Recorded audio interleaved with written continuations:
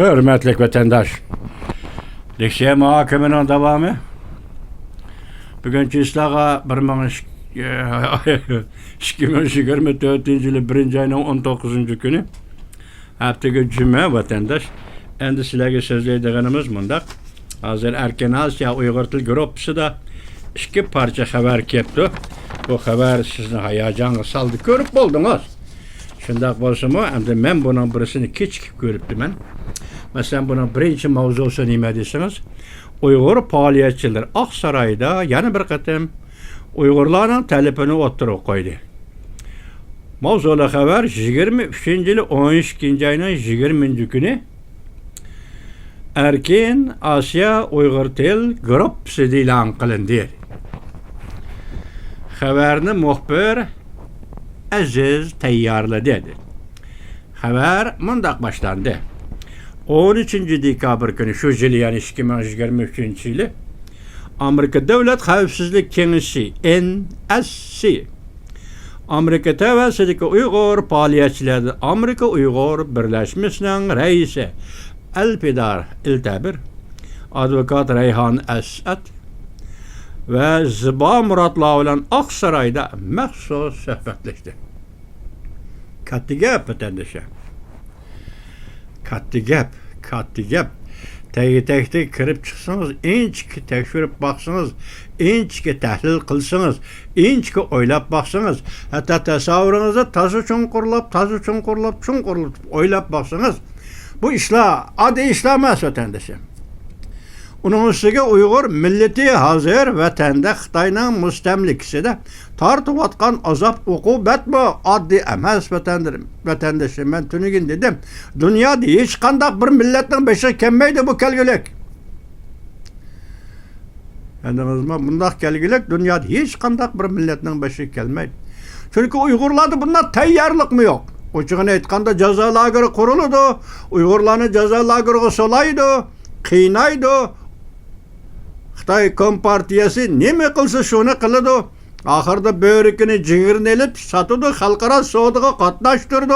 Bu nesle aynı çağda Uygurlarının tesavvurda mevcut emez. Hatta çet eldeki çıkan Uygurlarının tesavvurda bunlar iş mevcut emez vatandaş. Diyorsunuz geldi, beşine geldi sen bunu tartsan.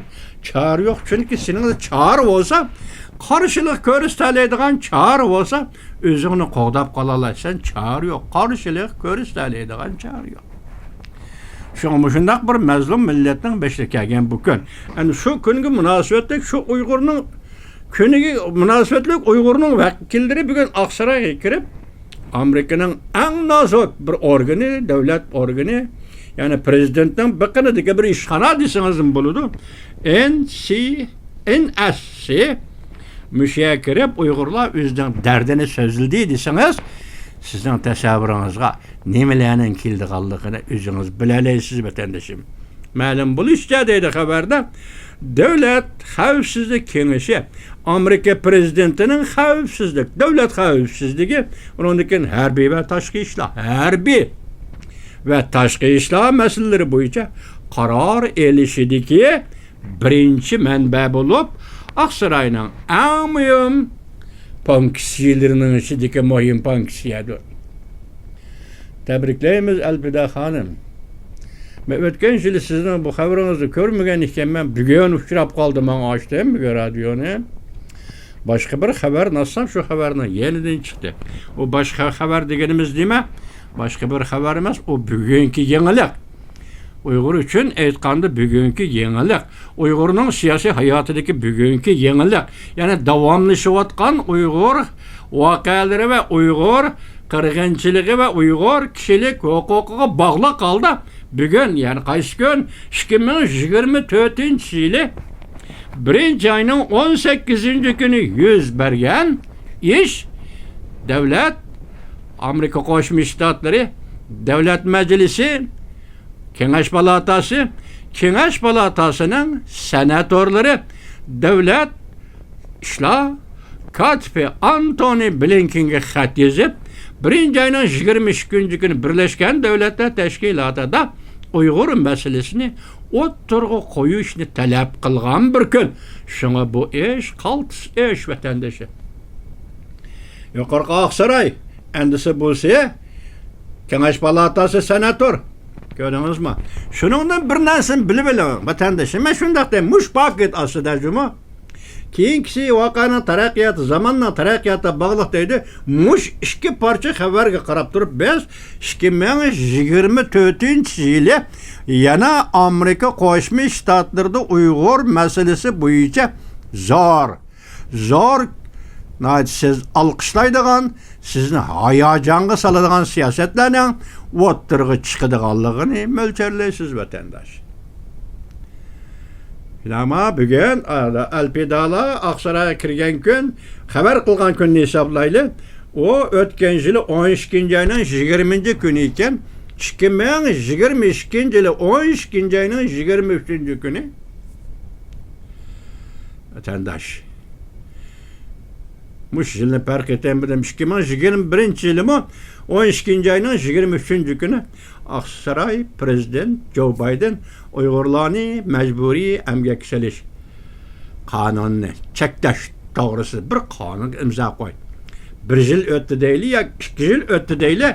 Bu navbat endi Oqsaroyda bo'la 12-oyning 20-kuni xabar qilingan kuni, asli 12-oyning 13-kuni qo'yaylik. Bu da 1 yil, 2 yildan keyin prezident hozir Uyg'urning vakillarini Oqsaroyga elib berib so'zlashdi. Endi sizlarga yetkazilgan ikkinchi jiddiy xabarimiz, unda tasavvuringizda hayajon qoldigan xabarimiz nima desangiz vatandosh?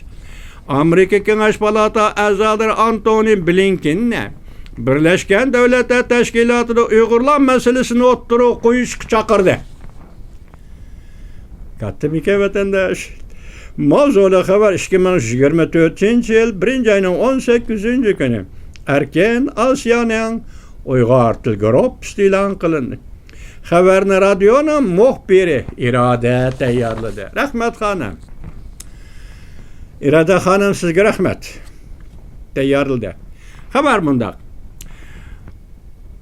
1-oyning 17-kuni Amerika Kengash palatasining senatori Marco Rubio, senator Tim Kaine, senator Jeb Merkley ve senator Marsha Blackburn qatorliq senatorlar Amerika Qo'shma Shtatlari Davlat ishlar katibi Antony Blinkenga xat etib, Birleşken Devletler Teşkilatı'nda o'tkazilgan Xitoyning kishilik huquq xotirasini universal qarorlik tekshirish yig'inida Davlat ishlar katibi Antony Blinkenning Xitoy hukumatining Uyg'urlarga yurgizayotgan irqiy qirg'inchiligi va insoniyatga qarshi jinoyatini alayda tilga elishni talab qildi.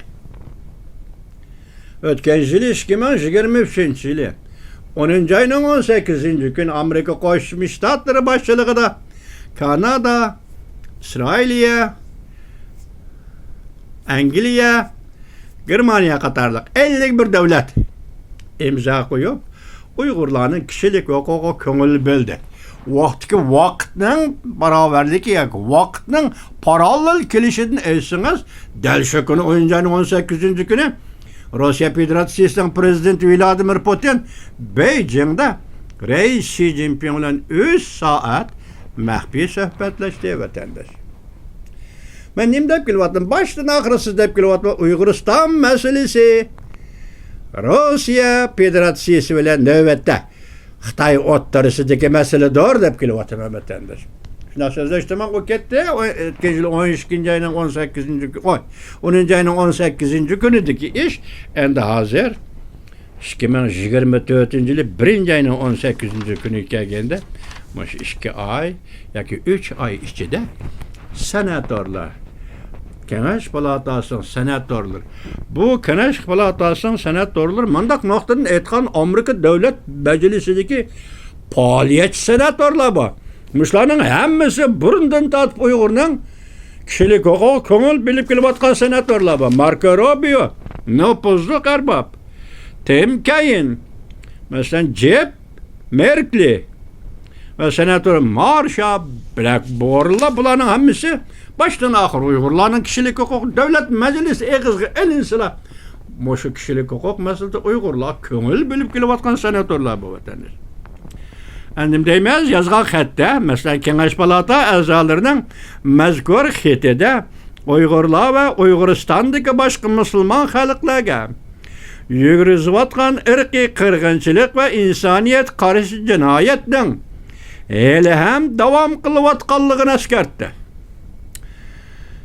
Hatta yazılgan hatta 1 milyondan artık Uygur'un hele hem cezalarında tutup turluvatkanlığı, mecburi emgeki selinevatkanlığı, dini itikadının da püsendi kılınavatkanlığı ve rayındaki medeniyet iznalarının yoktuluş havpıgı duş kilovatkanlığı bayan kılındı. Senatörler Devlet Şakatı Antony Blinken yazgan xatda mana muşundaq değildi. Kengaş Palatası azaları yazgan xatida yana Devlet Şakatı Antony Blinken'den 4 yılda bir qatam keldigan bu qarallik bağlaş porustini çiң tutup Xitay hükümetinden Profesör Raila Davud, Gülşen Abbas, İlham To'xti, Mehmet Abdullah qatarlıqlarını şundaqla Amerikadaki Mehmet Cüme, Behram Sintaş ve Adalet Sabitlarının aile tavabatlarının meselesini kötürüp çıkışını talep kıldı. Arkadan gelip vatandaş, sizin siyasi vaziyetiniz mana Amerika'nın kolu bilen belgelense o siyasi vaziyet. Amerika degan asosda shundoq ijro qilgan asosda Uyg'ur masalasi kishilik huquq masalasi saniga chiqsa, anda biz buni siyosat, biz buni vaziyat deymiz vatandaşa. Boshqalarga bir parlament a'zosunda deb qo'ydi, bunda deb qo'ydi degan gaplarni talay xabarlarni ko'rsizlar, ular hisob emas. Hisob bo'ladigini Amerika Davlat Majlisi Koç birliğine Amerika Devlet Meclisi Muşa a'zolarning degan so'zlarining kuchi var. Şu hesap, siz bütün şu hesap. Hatta dünya üçün şu hesap. Xitoyning zo'ravonligiga qarshi aytganda şu hesap etadi. Dünya mana shunday qildi. Kengash Palata a'zolari Davlat islohoti va Antony Blinkenga yozgan xatida Xitoy hukumatining o'zi qo'l qo'ygan xalqaro ahdnomalarga qayta xalapla qilayotganligini, agar Xitoy hukumatining ta'sirining kengayishiga yo'l qo'yiladigan taqdirda xatarlik oqibat kelib chiqadiganligi eskartildi. Xatarlik oqibat kelib chiqadiganligi eskartildi. Bu yer jumla bak yumshoq. Shunami? Xatarlik oqibat kelib chiqadi. Xitoyning o'z mayli qo'yib etmasi kerak. Jumla bak oddiy. Şunaq vatandaş, muşundaq tekrarlanış jarayonida andın bu oddiy cümleler, murakkab cümlelerga aylandi vatandaşım. Tüngün ko'rdingizmi qarang. Amerika qudratli davlat kuchiga tayanib shuningdan bo'lgan pozitsiya bilan Jungo Amerika o'tirisiga masalalarni hal qiladi, masalalarni hal qildi, bir taraf qiladi. Muşundaq oddiy cümleler, mana banıdek murakkab cümlelerge vaqt kelganda bir sakrapli o'tadi degan gap endi.